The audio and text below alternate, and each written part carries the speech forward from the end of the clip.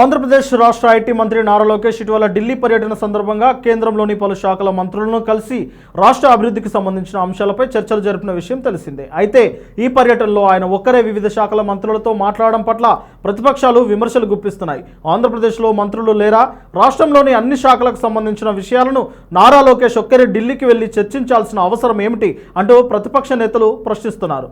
నారా లోకేష్ తన ఢిల్లీ పర్యటనలో వివిధ కేంద్ర మంత్రులతో రాష్ట్ర అభివృద్ధికి సంబంధించిన అనేక అంశాలను చర్చించారు. విదేశాంగ మంత్రి ఎస్ జయశంకర్తో సింగపూర్ పర్యటన విశేషాలను పంచుకోగా బీజేపీ జాతీయ అధ్యక్షుడు జేపీ నడ్డాతో యూరియా సరఫరా గురించి మాట్లాడారు.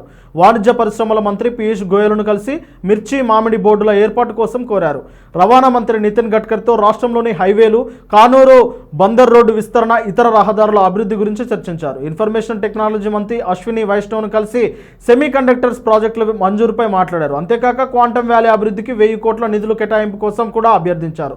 ఆర్థిక మంత్రి నిర్మలా సీతారామన్ను, షిప్పింగ్ మంత్రి సర్బానంద సోనోవాల్ను కలిసి రాష్ట్ర అభివృద్ధికి సంబంధించిన ఇతర ముఖ్యమైన అంశాల గురించి చర్చించారు. అయితే ఈ చర్చలన్నీ నారా లోకేష్ ఒక్కరే జరపడం పట్ల ప్రతిపక్షాలు అనుమానాలు వ్యక్తం చేస్తున్నాయి.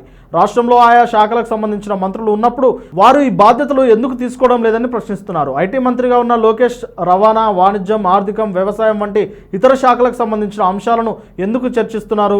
రాష్ట్ర మంత్రిమండలిలో ఇతర మంత్రులు ఏం చేస్తున్నారు అని వైసీపీ నేతలు విమర్శిస్తున్నారు. ప్రతిపక్షాల ఆరోపణలు ఒకవైపు ఉన్నప్పటికీ లోకేష్ తన పర్యటన ద్వారా రాష్ట్ర అభివృద్ధికి నిధులు, ప్రాజెక్టులు సమకూర్చేందుకు చేసిన ప్రయత్నాలను అధికార పక్షం కొనియాడుతుంది. అయితే రాష్ట్రంలోని ఇతర మంత్రులు ఈ విషయంలో ఎందుకు చురుకుగా పాల్గొనడం లేదన్న ప్రశ్న మాత్రం సమాధానం లేకుండా పోయింది. ఈ పరిస్థితి రాష్ట్ర ప్రభుత్వంలోని ఇతర మంత్రుల పాత్రపై, వారి సమర్థతపై ప్రజల్లో చర్చకు దారితీస్తోంది.